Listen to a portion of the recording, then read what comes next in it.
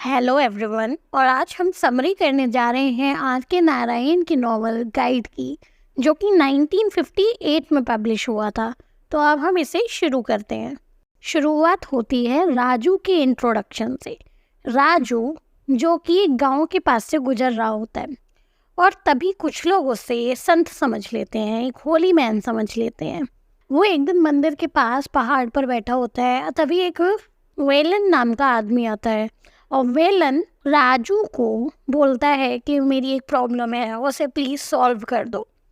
उसकी जो बहन है वो शादी करने के लिए तैयार नहीं है, उसकी स्टेप सिस्टर। वो कितनी ही कोशिश करता है बट वो प्रपोजल्स को ठुकराती ही रहती है। एक बार वो भाग गई थी तो वो उसे पकड़ कर घर वापस ले आया, लेकिन कोई फ़ायदा नहीं है। अब वो वैसे ही है और प्रपोजल्स रिजेक्ट कर देती है। वो बोलता है बताओ महाराज क्या करूँ।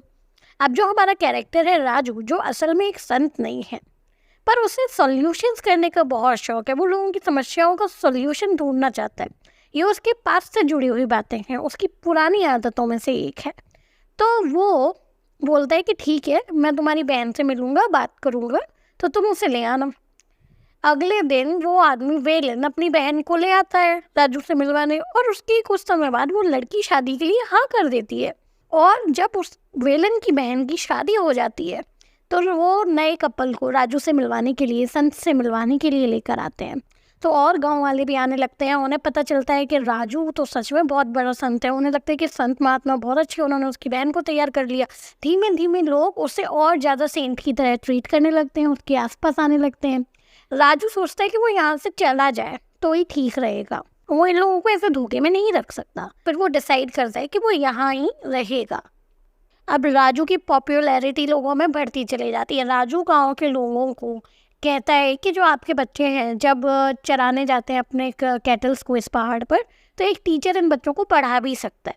इन बातों से लोग उसे और ज्ञानी मानने लगते हैं कि देखो वो कितना सोचते हैं हमारे विषय में। अब बच्चे भी पढ़ रहे हैं, गांव भी अच्छा है, लोग उसके पास अपने परेशानी लेके आते हैं। राजू की फिलोसफिकल बातों से लोगों को उनकी बातों का सोल्यूशन मिल जाता है। तो राजू को लोग अब स्वामी बुलाने लगे हैं। राजू को भी अच्छा है क्योंकि वो लोग उसके लिए गिफ्ट्स लेकर आते हैं, खाना लेकर आते हैं। तो राजू ये ढोंग करने लगता है कि वो सच में स्वामी है। कभी कभी तो वो लोगों से बस कहना चाहता है कि तुम लोग स्टूपिड हो, तुम लोग बस खाना यहाँ छोड़ो और जाओ, ताकि उसे ज़्यादा ड्रामा ना करना पड़े। बट बात ये कि वो फिर सोचते हैं कि और फूलिया एकदम सेंट जैसे लिया जाए, क्योंकि अब ये लोग सोच रहे हैं तो वाई नॉट। तो वो अपनी दाढ़ी बढ़ा लेता है, बाल भी बढ़ा लेता है। लोग उसे दिन ब दिन और पसंद करते जाते हैं। पर धीमे धीमे कुछ चीज़ें बिगड़ने लगती हैं, जैसे कि गांव में सूखा पड़ने लगता है क्योंकि बारिश नहीं हुई। बारिश नहीं होती है, सूखा बढ़ता है, सूखा पड़ता है तो महंगाई बढ़ती चली जाती है। गांव वालों में लड़ाइयाँ होने लगती हैं आपस में, और एक गाय भी मर जाती है। ये सब देख के राजू को बहुत ख़राब लगता है। तो वो एक छोटे बच्चे से कहता है कि गाँव वालों से जाके कहो कि अगर वो लोग ऐसे ही आपस में लड़ेंगे तो मैं खाना नहीं खाऊंगा।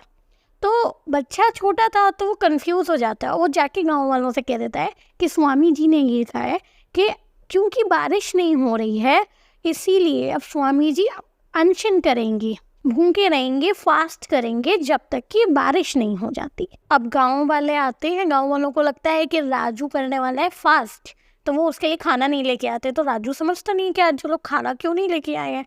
पर फिर धीमे धीमे सब लोग इस बार मतलब उन्हें महात्मा कहने लगते हैं, सब लोग उसको मतलब प्रेज करते हैं, पर खाना वाना कुछ नहीं लाए।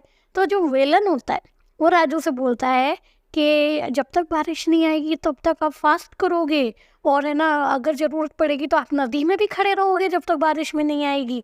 तो ये सुन के फिर राजू को रियलाइज़ होता है कि इन लोगों को लगने लगा है कि राजू फास्ट करने वाला है। तो राजू जैसे तैसे सब लोगों को समझा के घर भेजता है कि आप लोग घर जाओ, आज की रात वो अकेले बिताना चाहता है। और वो वेलन को बोलता है कि कल रात को तुम मुझसे मिलने के लिए ज़रूर आना। अब इसके बाद जो कुछ भी खाना उसका पहले दिन का बच्चा कुछ होता है वो खा लेता है और पेट भर लेता है किसी तरह। और जब अगली रात को वेलन उससे मिलने के लिए आता है, तब राजू वेलन को अपना सच बता देता है कि वो कोई संत महात्मा साधु नहीं है, और ये सब कैसे स्टार्ट हुआ और वो कहाँ से आया है वो इस बारे में बताने लगता है, और अपने पास्ट के बारे में बताना शुरू कर देता है। राजू जब छोटा था वो मालगुडी में रहा करता था। उसके पिता की एक शॉप थी। उसके जीवन में सबसे बड़ा बदलाव तब आया जब वहाँ पर एक नया ट्रेन स्टेशन बन रहा था, और वो उससे काफ़ी ज़्यादा ऑब्सेस तरीके से हो गया था। जब भी वो स्कूल नहीं जाता था वो ट्रेन स्टेशन के पास ही घूमता था। उसके पिता ने ट्रेन स्टेशन बनने के बाद वहाँ एक शॉप भी ले ली, बड़ी शॉप ले ली। और बाद में जब वो शॉप राजू को चलाने के लिए मिली तो राजू उसमें काफ़ी सारी किताबें रखता, न्यूज़पेपर रखता। उसे किताबें पढ़ने का, न्यूज़पेपर पढ़ने का बहुत शौक था और उसके पिता वो छोटी वाली दुकान चलाया करते थे। फिर वक्त बीता और मानसून में उसके पिता की डेथ हो गई। उसके बाद छोटी दुकान को बंद कर दिया गया और राजू अकेले स्टेशन के अंदर जो बड़ी दुकान थी उसे चलाता था। क्योंकि राजू को मालगुड़ी की काफ़ी अच्छी नॉलेज थी, उसे घूमना फिरना, लोगों से इंटरेक्शन करना बहुत अच्छा लगता था। उसने धीमे धीमे गाइड का काम भी शुरू कर दिया और स्टेशन वाली दुकान पे उसने किसी और को बैठा दिया दुकान चलाने के लिए। राजू रेलवे राजू नाम से पॉपुलर हो गया। राजू काफी अच्छे से जानता था अपने शहर को। वो ये भी जानता था कि लोगों को क्या पसंद आएगा। वो लोगों को वहाँ वहाँ घुमाने ले जाता जहाँ जहाँ वो जाना चाहते। वो अच्छे से देखकर पैसेंजर को समझ जाता था कि कौन ज़्यादा पे कर सकता है, कौन कम पे कर सकता है, कौन ड्रिंक करना चाहता है, कौन रियून्स में घूमना चाहता है, कौन क्या चाहता है। जो भी उसका पैसेंजर सुनना चाहता वो उसे वही सुनाता, उसी तरीके से बात करता, उसी भाषा में बात करता। वो अपने काम में एकदम एक्सपर्ट था। अब एक दिन मार्को नाम का एक व्यक्ति ट्रेन से आता है और वो राजू को एज अ गाइड चुनता है। उसके साथ उसकी पत्नी रोजी भी होती है। वो उन दोनों को अपने जान पहचान वाले होटल वाले के यहाँ रुकने के लिए लेकर जाता है। पर जो मार्को की वाइफ होती है रोजी, वो बोलती है कि वो किंग कोबरा को डांस करते हुए देखना चाहती है। तो मार्को को उस चीज़ में कोई इंटरेस्ट नहीं होता, तो वो राजू को बोलता है कि ठीक है ऐसे घुमाने ले जाओ। अभी मार्को होटल में चला जाता है। राजू रोजी को लेकर किंग कोबरा को दिखाने के लिए लेकर जाता है और वहाँ पर उसकी फ्लूट बज रही होती है, किंग कोबरा नाच रहा होता है और ये नज़ारा देखकर रोजी काफ़ी ज़्यादा खुश हो जाती है और वो भी डांस करने लगती है। सब लोग उसका डांस देखकर हैरान रह जाते हैं और राजू को उसका डांस बहुत ही ब्यूटीफुल लगता है। और फिर उसके बाद वो रोजी को किंग कोबरा दिखाकर उसको होटल में वापस छोड़ देता है। जब अगले दिन राजू अपने दोस्त यानी कि जो उसके साथ टूर गाइड में पार्टनर था, वो गाड़ी चलाने का काम करता था, गफ्फर नाम था उसका, गफ्फर के साथ उन दोनों को पिकअप करने जाता है घुमाने ले जाने के लिए। तब मार्को बताता है कि रोजी तो नहीं आ रही और बोलता है कि तुम मुझे केव्स दिखाने ले चलो, मुझे केव्स देखनी है, वहाँ आर्ट्स देखनी है। तो राजू बोलता है कि क्या वो रोजी से जाकर बात करे, कुछ हुआ है तो वो शायद रोजी मान जाए। मार्को से ट्राई करने के लिए बोलता है। राजू रोजी के रूम के बाहर जाता है और नॉक करता है और बताता है कि वो राजू है और कल उसे रोजी का डांस बहुत ही अच्छा लगा, ब्यूटीफुल लगा। ये सुनकर रोजी दरवाज़ा खोल देती है और रोजी भी राजू के साथ और मार्को के साथ केव्स घूमने जाने के लिए तैयार हो जाती है और मान जाती है। ये देखकर मार्को भी हैरान रह जाता है कि रोजी कैसे मान गई। सुबह से शाम तक राजू मार्को और रोजी दोनों को केव्स घुमाता है और उसके बाद शाम को वो लोग पास ही में पीक हाउस बुक कर लेते हैं रहने के लिए। जब मार्को वहाँ नहीं होता तब राजू और रोजी दोनों की सनसेट में बातें होती हैं और राजू को रोजी के लिए फीलिंग आने लगती है। अगले दिन राजू मार्को को केव्स दिखाने के लिए फिर से ले जाता है। इस बार ट्रिप पर रोजी नहीं जाती और क्योंकि मार्को केव्स को देखने में इतना इन्वेस्टेड हो जाता है तो राजू भी वापस चला आता है पीक हाउस और बोलता है कि ठीक है तुम घूम लो, मैं चलता हूँ। और जब वो पीक हाउस वापस आ जाता है तब उसकी बात होती है रोजी से। अब रोजी राजू को बताती है कि वो पहले एक डांसर हुआ करती थी, वो एक डांसर के घर में ही उसका जन्म हुआ था। रिस्पेक्ट और वेल्थ के लिए उसने मार्को से शादी कर ली। जो मार्को को डांस वगैरह बिल्कुल पसंद नहीं है और मार्को नहीं चाहता कि वो डांस करे। राजू रोजी के लिए अपना लव कन्फेस करता है और रोजी उसे डिनाई कर देती है। नेक्स्ट डे रोजी डिसाइड करती है कि वो पीक हाउस से होटल वापस जाएगी। मार्को वहीं रुककर केव्स को घूमने का डिसाइड करता है तो राजू रोजी को लेकर जाता है और रोजी को पूरा दिन मार्केट घुमाता है। रोजी काफ़ी इंजॉय करती है राजू के साथ। अब मार्को 1 महीने से पीक हाउस में है और वो रोज केव जाता है, रिसर्च करता है, जबकि जो रोजी है वो होटल में रहती है। अब राजू और रोजी रोज मिलते हैं रोजी के रूम में। रोजी उसे घंटों अपना डांस सिखाती है और राजू घंटों उसका डांस सीखता है। वो रोजी पर इतना ज़्यादा फोकस्ड है कि वो नए क्लाइंट्स भी नहीं ले रहा है टूर के लिए और अपनी दुकान पर भी ध्यान नहीं दे रहा है। अब रोजी राजू से कहती है कि वो सेटिस्फाइड नहीं है, मार्को के साथ नहीं है वो सेटिस्फाइड। अब वो एक डांसर बनना चाहती है और पर वो डरती है कि अगर उसने मार्को से ये बात की कि वो डांसर बनना चाहती है तो मार्को नाराज़ हो जाएगा। पर वो मार्को से इस बारे में बात करने का निश्चय करती है और अगले ही दिन राजू रोजी को मार्को के पास छोड़ आता है और 2 दिन के लिए चला जाता है। जब वो 2 दिन बाद वापस आता है तो वो देखता है कि मार्को और रोजी में झगड़ा हो चुका है। अब मार्को अपना सारा सामान कलेक्ट करता है, वहाँ से जाने लगता है। राजू रोजी और मार्को से पूछता है, बात करना चाहता है, पर रोजी उसे जाने के लिए कहती है और कहती है कि हमें अकेला छोड़ दो। अब इसके बाद राजू हमेशा खोया खोया सा रहने लगा रोजी की याद में। वो पूरे दिन कुछ भी नहीं करता, बस रोजी को याद करता। अब दिन बीत जाते हैं और एक दिन रोजी राजू के घर राजू से मिलने आती है। वो अपने साथ अपना सारा सामान भी लाई है। राजू रोजी को घुमाने ले जाता है। तब रोजी राजू को बताती है कि जब उसने मार्को से डांस के बारे में बात की और डांसर बनने के बारे में बात की तो मार्को नाराज हो गया, काफ़ी गुस्से में आ गया। रोजी ने मार्को को बता दिया कि कैसे राजू को तो रोजी का डांस बहुत अच्छा लगता है और वो कैसे उसे अपना डांस दिखाया करती थी रूम में। ये सुनकर मार्को और भी गुस्सा हो गया और वो रोजी को यहाँ अकेले छोड़कर चला गया। अब वो रोजी से कोई भी रिश्ता नहीं रखना चाहता। इस पर रोजी अकेली सी हो गई और उसके पास कहीं भी जाने के लिए जगह नहीं थी, इसीलिए वो अपना सामान लेकर राजू के पास रहने के लिए आ गए। अब राजू तय कर लेता है कि वो रोजी को एक बहुत बड़ा डांसर बनाकर ही मानेगा। जो राजू की मम्मी है वो चाहती हैं कि राजू रोजी से थोड़ा दूर ही रहे और अपने काम पर ध्यान दे, क्योंकि अब वो ना तो कोई नया क्लाइंट लेता है तो उसने गाइड का काम बिल्कुल छोड़ दिया और उसकी जो स्टेशन वाली दुकान थी वो भी अब लॉस में चली गई क्योंकि उसने उस पर ध्यान नहीं दिया, तो वो भी बंद हो गई। ये देखकर राजू रियलाइज करता है कि अब उसका जो स्टेशन से कनेक्शन था बचपन से वो बिल्कुल टूट ही गया है। अब राजू डेप्थ में चला जाता है। उसकी दिन ब दिन हालत भी खराब होती जा रही है, पर वो रोजी को डांसर बनाने के लिए कोशिश करता है। एक दिन राजू की मम्मी भी अब रोजी और राजू से परेशान होकर उसके अंकल के साथ चली जाती हैं घर छोड़कर, क्योंकि वो नहीं चाहती थी कि रोजी कभी भी उनके साथ रहे। अब राजू एल्बर्ट मिशन स्कूल वालों से बात करता है कि वो रोजी का एक बार डांस देख लें। जब वो लोग रोजी का डांस देखते हैं तो वो लोग उन्हें वादा कर देते हैं कि हाँ, हम रोजी को एक शो ज़रूर देंगे। रोजी वो शो करती है और धीमे धीमे अब वो पॉपुलर होती जाती है। उसका डांसिंग करियर शुरू हो जाता है और धीमे वक्त बीतता है और लोग उसे पसंद भी करते हैं। अब वो अपना नाम रोजी से चेंज कर नलिनी रख लेती है। अब राजू नलिनी का मैनेजर बन जाता है और उसके फाइनेंस मैनेज करता है। दोनों एक बड़े से घर में भी शिफ्ट हो जाते हैं। अब धीमे धीमे क्या होता है कि राजू नलिनी को यानी रोजी को प्रॉपर्टी की तरह ट्रीट करने लगता है। वो डिसाइड करता है कि वो किससे मिलेगी, कहाँ जाएगी, कौन सा शो करेगी, किससे मिलेगी, किससे नहीं मिलेगी। उनका झगड़ा होने लगता है, वो फाइट करने लगते हैं, दोनों हस्बैंड वाइफ की तरह बिल्कुल रहने लगते हैं।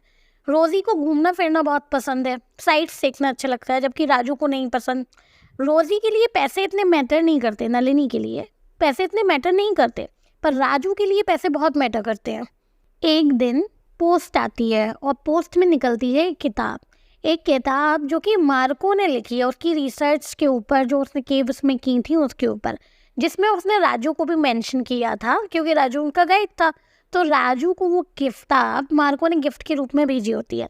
राजू जब ये किताब देखता है तो वो उसे छिपा देता है, वो नहीं चाहता कि रोजी इसे देखे।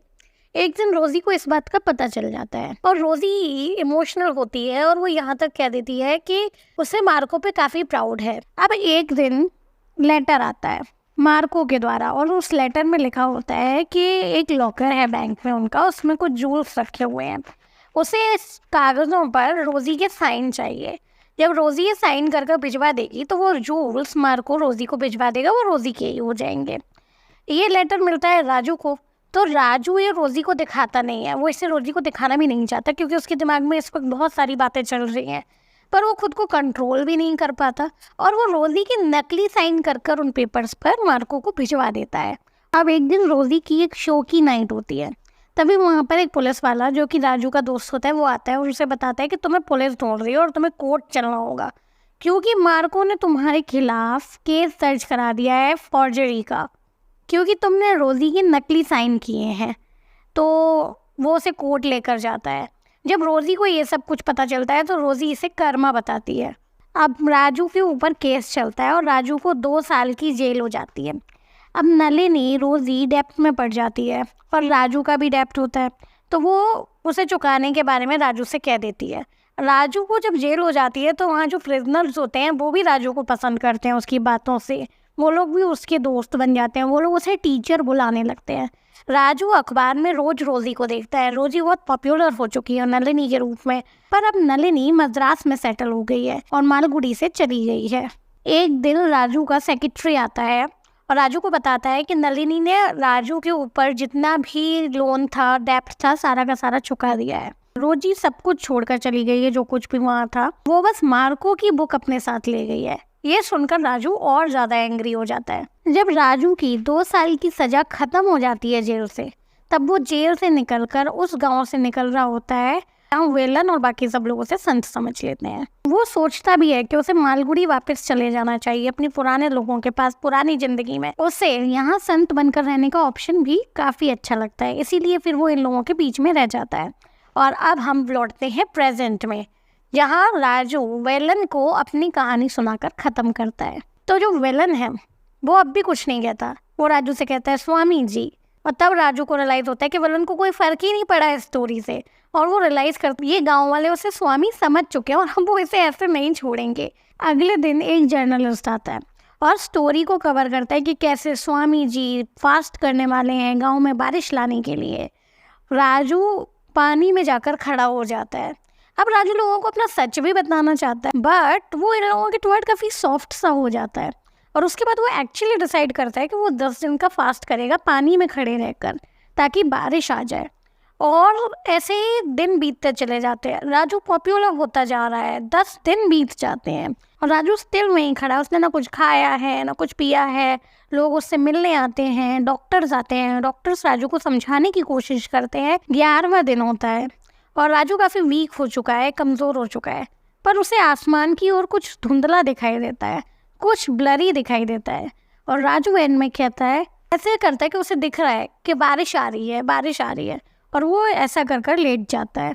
अब हमें ये नहीं क्लियर किया गया है एंड में कि राजू की पास्ट रखने की वजह से डेथ हो जाती है एंड में, वो जो उसे धुंधला दिखाई देता है वो उसकी मौत थी, या फिर सच में भी बारिश आ गई थी। ये क्लियर नहीं है नॉवल के एंड में। तो ये थी समरी गाइड की। अगर आपको ये समरी पसंद आई हो तो मेरे YouTube चैनल को सब्सक्राइब करना ना भूलें। अगर आपको कोई क्वेरी है या आपके कोई सजेशन हैं तो आप कमेंट सेक्शन में दे सकते हैं। अपने फेवरेट लोगों को मेरे YouTube चैनल का लिंक देना ना भूलें। Thank you so much.